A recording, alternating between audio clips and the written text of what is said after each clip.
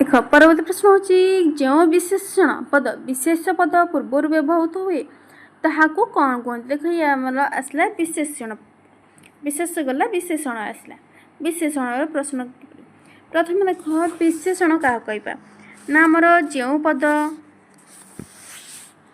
पद अन्य पदर गुण अवस्था बा संख्या बा परिमाण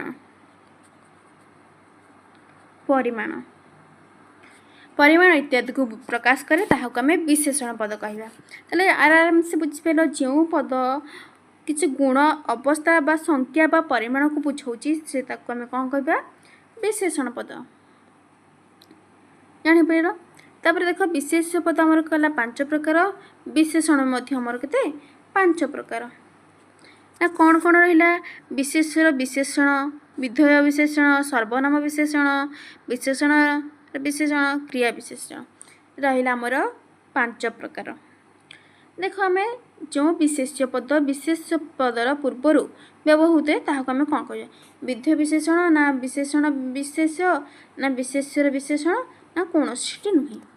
तर आर करेक्ट आंसर कौटा हो विशेषणर करेक्ट आंसर कौटा हो 4 नंबर हमर विधेय विशेषण आसला ताले ऑप्शन एटा होची करेक्ट आंसर बुझिपेल। देख विशेषर विशेषण कहले कौन बुझ से सब मध्य तुमको बुझे दूची जानी रख जहाँ भी विशेष विशेषण अवय क्रिया सर्वनाम जहाँ भी प्रश्न आस तुम हठात किए कर। देख विशेषण विशेष्य आगे मो विधेय विशेषण कौच विधेय विशेषण कौन ना विशेष पदर व्यवहृत विशेषण पद को विधेय विशेषण कहुए जापार। तापर विशेषण विशेष्य विशेषण विशेष्य आम क्या कहवा ना आमर जहाँ गोटे विशेषण पद और अन्य गोटे विशेषण पदर विशेषण रूप हेले ताहाको आमे विशेषण कहवा बुझिपारछ। सर्वनाम विशेषण पुणी सर्वनाम विशेषण कौन सर्वनाम सहित विशेषण पद युक्त हेले ताहाको आमे सर्वनाम विशेषण कहवा। विशेषर विशेषण वाक्य मध्य थिबा पद विशेषर गुण संज्ञा परिमाण अवस्था बुझेले तार आम विशेष्य विशेषण कहवा बुझिपार। ताले जानि पाइल समस्त प्रकार 5 प्रकार।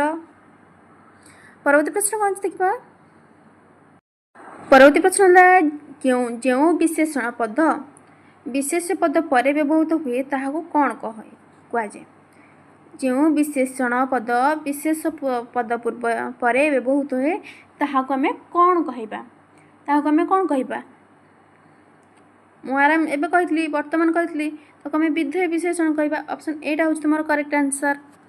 परवर्ती प्रश्न कौन देखा बसंत ऋतु दक्षिणा पवन बहे रेखांकित पद क्यों प्रकार विशेष दक्षिणा अवस्थावाचक संज्ञावाचक पूर्णवाचक गुणवाचक ताले करेक्ट आंसर कोडा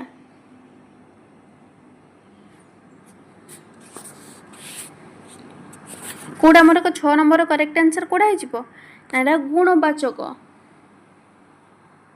ऑप्शन डी टा होची तुमर एठी करेक्ट आंसर।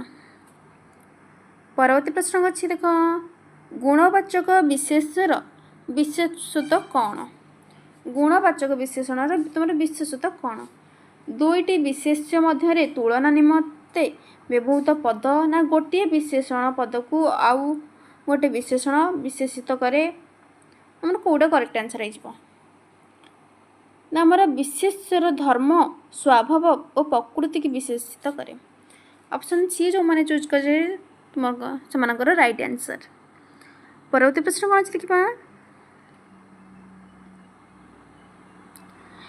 ददरा नाटी नई रे बुड़ीगला एठार व्यवहृत विशेष पद टी क्यों प्रकार ददरा संज्ञावाचक ना पूर्णवाचक ना अवस्थावाचक ना गुणवाचक कौटा आमर करेक्ट आंसर हो ना अवस्थावाचक गोटे अवस्था को निर्दिष्ट अवस्था को गोटे बुझाऊँ संकीर्ण भाव कहूँ अवस्था अच्छी क्यों अवस्था अच्छी ତାହା ମୁଁ କ୍ଲ୍ୟୁ ଦେଉଛି, କାରଣ ଏଇଟା ଆମର ଅବସ୍ଥାବାଚକ ବୁଝାଉଛି। ଅପସନ୍ ସି ଯେଉଁମାନେ ଚୁଜ୍ କରିଛ ସେମାନଙ୍କର କରେକ୍ଟ ଆନ୍ସର୍। ପରବର୍ତ୍ତୀ ପ୍ରଶ୍ନ କ'ଣ ଅଛି ଦେଖିବା। ବୁଢ଼ୀ ଲୋକଟି ଶୀତରେ ଥରୁଛି, ଏଠାରେ ବ୍ୟବହୃତ ବିଶେଷଣ ପଦଟି କେଉଁ ପ୍ରକାର? ବୁଢ଼ୀ ଲୋକଟି ଶୀତରେ ଥରୁଛି, ଏଠାରେ ଆମର ବ୍ୟବହୃତ ବିଶେଷଣ ପଦ କେଉଁଟା? ଗୁଣବାଚକ ନା ପୂର୍ଣ୍ଣବାଚକ ନା ସଂଜ୍ଞାବାଚକ ନା ଅବସ୍ଥାବାଚକ?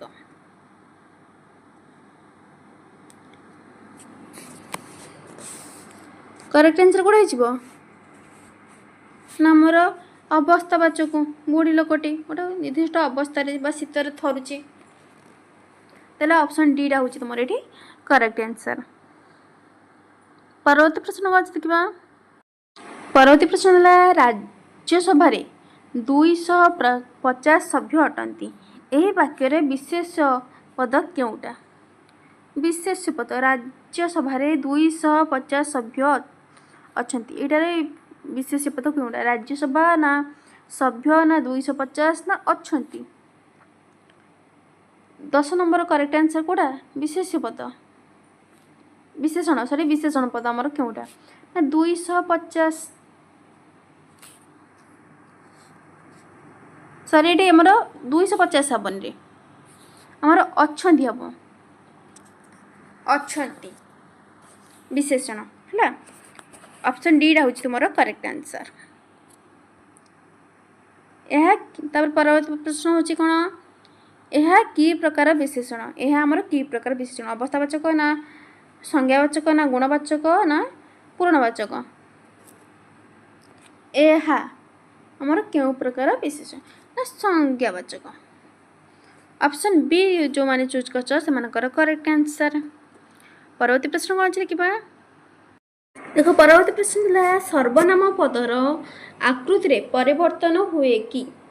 ଦେଖ ଇଏ ସର୍ବନାମର ପ୍ରଶ୍ନ ଆସିଲା, ତୁମର ବିଶେଷ୍ୟ ଗଲା, ବିଶେଷଣ ଗଲା, ନିହାତି ଭାବରେ ବିଶେଷଣର କିଛି ବି ଆଉ ଡାଉଟ୍ ତୁମର ନଥିବ। ଏବେ ଆମେ ସର୍ବନାମ ଆସିବା। ଦେଖ ସର୍ବନାମ ଆମେ କାହାକୁ କହିବା? ଯେଉଁ ଶବ୍ଦ ସଂଜ୍ଞା ବା ନାମ ବଦଳରେ ବ୍ୟବହୃତ ହୁଏ ତାହାକୁ ଆମେ ସର୍ବନାମ କହିବା।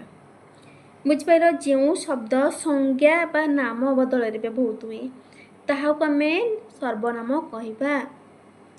ଦେଖ ବିଶେଷଣ ହେଉଛି 5 ପ୍ରକାର, ବିଶେଷଣ ମଧ୍ୟ ହେଉଛି 5 ପ୍ରକାର। ସର୍ବନାମ ହେଉଛି ଆମର କେତେ ନା 6 ପ୍ରକାର। ମନେ ରଖ ସର୍ବନାମ ହେଉଛି ଆମର 6 ପ୍ରକାର। ସର୍ବନାମ ହେଉଛି ଆମର 6 ପ୍ରକାର। କ'ଣ ରହିଲା ନା ପ୍ରଥମେ ପୁରୁଷ ବଚନ, ନିର୍ଦ୍ଦିଷ୍ଟ ବାଚକ, ଅନିଶ୍ଚୟ ବାଚକ, ସମ୍ବୋଧବାଚକ, ପ୍ରଶ୍ନବାଚକ, ନିଜବାଚକ। ବୁଝିପାରିଲେ? 6 ପ୍ରକାର ରହିଲା ସର୍ବନାମ ବାଚକ। ଜାଣିଲା? ତାହେଲେ ଦେଖ ପ୍ରଶ୍ନ କ'ଣ ଦେଇଛି? ହେଲେ ଆମର ସର୍ବନାମ ପଦର ଆକୃତିରେ ପରିବର୍ତ୍ତନ ହୁଏ କି? ତାହେଲେ ଏହାର କରେକ୍ଟ ଆନ୍ସର୍ କୋଉଟା ହେଇଯିବ? ପରିବର୍ତ୍ତନ ହୁଏ ନାହିଁ, ପରିବର୍ତ୍ତନ ହୁଏ ନା, ଅପରିବର୍ତ୍ତନ ରହେ ନା, ଭିନ୍ନ ପଦ ସୃଷ୍ଟି ହୁଏ। କରେକ୍ଟ ଆନ୍ସର୍ କୋଉଟା ହେଉଛି? 15 ନମ୍ବର କରେକ୍ଟ ଆନ୍ସର୍ ନା ଆମର ପରିବର୍ତ୍ତନ ହୁଏ। ଅପସନ୍ ବିଟା ହେଉଛି କରେକ୍ଟ ଆନ୍ସର୍। ପରବର୍ତ୍ତୀ ପ୍ରଶ୍ନ କ'ଣ ଅଛି? ପ୍ରଶ୍ନ ସୂଚକ ସର୍ବନାମ କାହାକୁ କୁହାଯାଏ? ପ୍ରଶ୍ନ ସୂଚକ ସର୍ବନାମ, ପ୍ରଶ୍ନ ସୂଚକ ସର୍ବନାମ ଆମେ କାହାକୁ କହିବା? କରେକ୍ଟ ଆନ୍ସର୍ କୋଉଟା ହେଇଯିବ?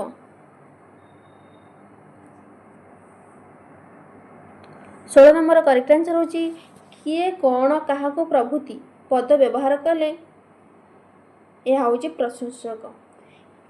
ତୁମେ ଆସନ୍ତାକାଲି କୁଆଡ଼େ ଯାଇଥିଲ? କ'ଣ ଗୋଟେ ନିର୍ଦ୍ଦିଷ୍ଟ ପ୍ରଶ୍ନକୁ ସୂଚାଉଛି।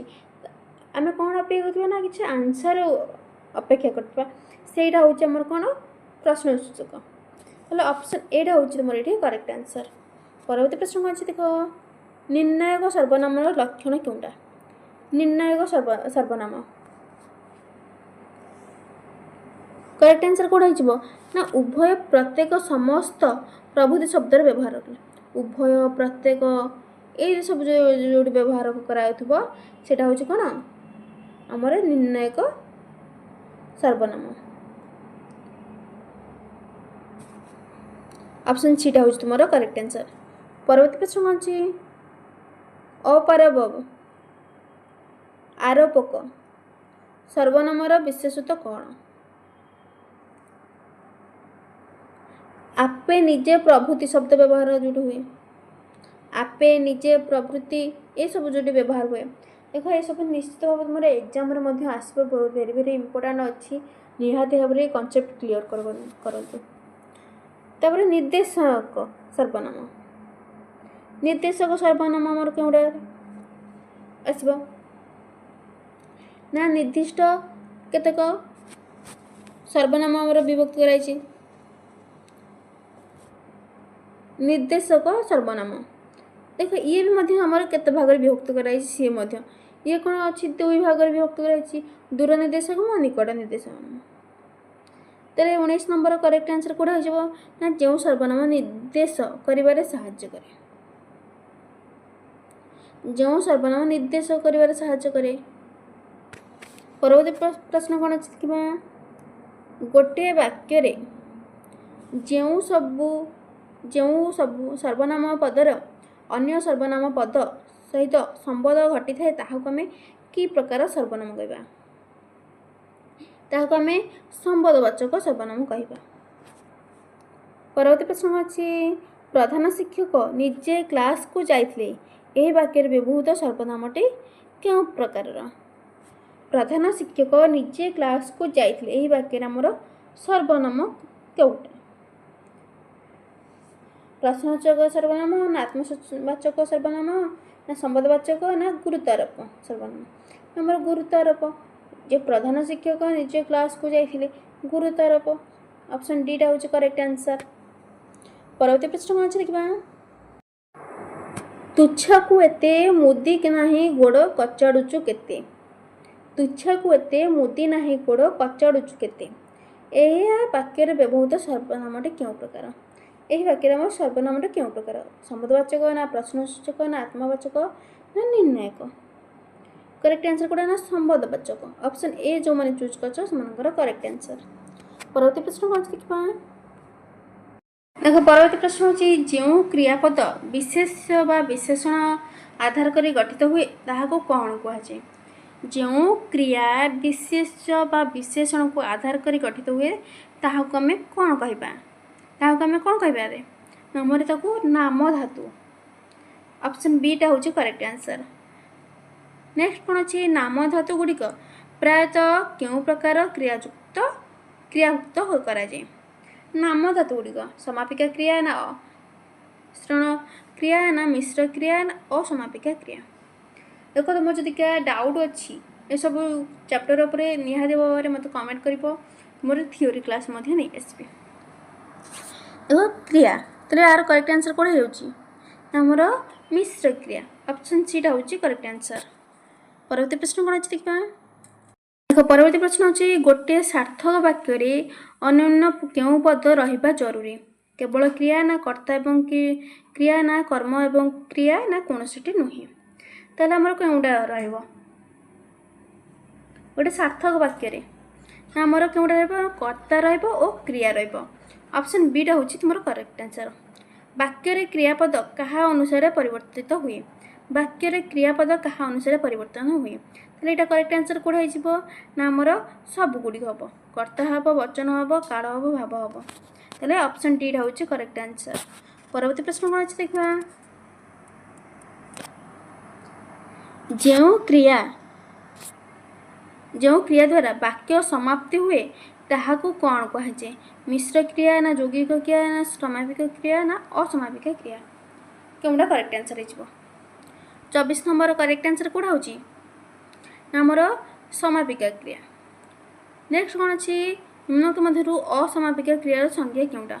ଅସମାପିକା କ୍ରିୟାର ସଂଜ୍ଞା ଆମର କେଉଁଟା ନା କାର୍ଯ୍ୟ ଅସମାପ୍ତ ଭାବରେ ଚାଲୁଥିଲେ ଜଣାଯାଏ। ଅପସନ୍ ସିଟା ହେଉଛି ତୁମର କରେକ୍ଟ ଆନ୍ସର। ପ୍ରଶ୍ନ ଅଛି, ଯେ ହସିକରି କଥାବାର୍ତ୍ତା ହେଲେ, ଏଠାରେ ଅସମାପିକା କ୍ରିୟା ଚିହ୍ନ। ସେ ନା କଥାବାର୍ତ୍ତା ନା ହେଲେ ନା ହସିକରି? ଅସମାପିକା କ୍ରିୟା ଆମର କେଉଁଟା? କରେକ୍ଟ ଆନ୍ସର କୋଉଟା ହେଉଛି ନା ଆମର ହସିକରି। ଅପସନ୍ ଡିଟା ହେଉଛି।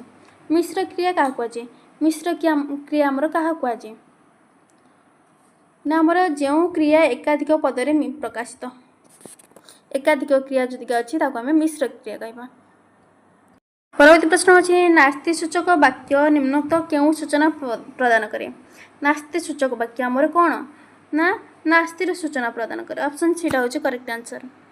परवर्ती प्रश्न कौन आज्ञा मते टिके साहाय्य करंतु। आज्ञा मते टिके साहाय्य करंतु वाक्यटी क्यों भाव में प्रकाशित होइछि। अनुरोध आदेश प्रश्न सूचना ना विस्मय भाव। ताहले करेक्ट आंसर कोड़ा होछि ना अनुरोध। ऑप्शन एटा होछि करेक्ट आंसर। परवर्ती प्रश्न कौन छी दुईटी सरल वाक्य को जोड़ी एक यौगिक वाक्य गठन करने क्यों पद पर व्यवहार कराए। अवय ना पद संहति ना विशेषण ना विशेष्य। करेक्ट आंसर होछि अवय। आज केते तारीख यह कि प्रकार वाक्य। आज केते तारीख यह आमर क्यों प्रकार वाक्य ना यह आमर प्रश्न सूचक कौन तारीख को गोटे अपेक्षा कर आज केते तारीख आम शुणा गोटे किसी अपेक्षा जब कह प्रश्न सूचक वाक्य। परवर्ती प्रश्न अच्छी सतरे तुम्हें आसच वाक्यटा आमर क्यों प्रकार विस्मय सूचक। तुम बिना तुमर नियम मु पाली परिबे नहीं यह कि प्रकार प्रश्न। तुमर नियम मु पाली परिबे नहीं यह आमर क्यों प्रकार ना नास्तिवाचक नास्ति सूचक सॉरी। ऑप्शन सी हूँ करेक्ट आंसर। परवर्ती प्रश्न कौन अच्छी देखा। परवर्ती प्रश्न अच्छी हरि भल नाचुची और एथि सुनाम अर्जन करुच्ची यह कि प्रकार वाक्य आमर जटिल यौगिक जटिल सॉरी सरल यौगिक जटिल मिश्र। ये करेक्ट आंसर कौटा हो ना आमर यौगिक। नेक्स्ट जेहेतु झड़ कमिगला तेणु पिलामाने निज निज घर को फेरिले यह क्यों प्रकार वाक्य। यह आमर क्यों प्रकार वाक्य ना जटिल। ऑप्शन सीटा हूँ करेक्ट आंसर। परवर्ती प्रश्न कौन देखा क्यों प्रकार वाक्य रे समन्वित रूप मिश्र वाक्य कहुए। क्यों आमर करेक्ट आंसर हो ना आमर नास्ति सूचक सॉरी नास्ति सूचक सॉरी सॉरी टे भूलीगला। क्यों प्रकार वाक्य समन्वित रूप मिश्र वाक्य कहुए ताले आमर सरल वाक्य कहुए यौगिक वाक्य कहुए जटिल वाक्य मध्य कहुए ताले आमर जेकोसी प्रकार हम। परवर्ती बिजु बाबू ओडिशा रे काहाकू अजणा नुहति यह क्यों प्रकार वाक्य। यह आमर क्यों प्रकार ना नास्तिवाचक। ऑप्शन डी हूँ करेक्ट आंसर। देख परवर्ती प्रश्न कौन अच्छी जपा माली अर्थ कौन है आमर अति प्रिय। नेक्स्ट कौन अच्छी आकाश कुसुम यह क्यों प्रकार रूढ़ी। देख रूढ़ी आमर तीन प्रकार अच्छी क्रियायुक्त क्रियाहीन तुलनात्मक ताले ये आमर क्यों प्रकार रूढ़ी। आकाश कुसुम ताले आमर क्रियाहीन। ऑप्शन बी हूँ तुम ये करेक्ट आंसर।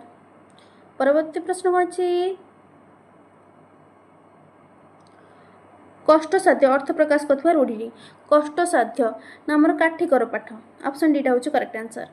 लास्ट प्रश्न कौन है कपाल फाटिबा यह रूढ़ीर अर्थ आमर कौन है कपाल फाटिबा रूढ़ीर अर्थ आमर कौन है ना सर्वनामस्य होगा। निहाती भाव में क्लास भल लगे लाइक शेयर कमेंट करेंगे। चैनल को जब प्रथम विजिट कर चैनल को सब्सक्राइब करेंगे। जय जगन्नाथ।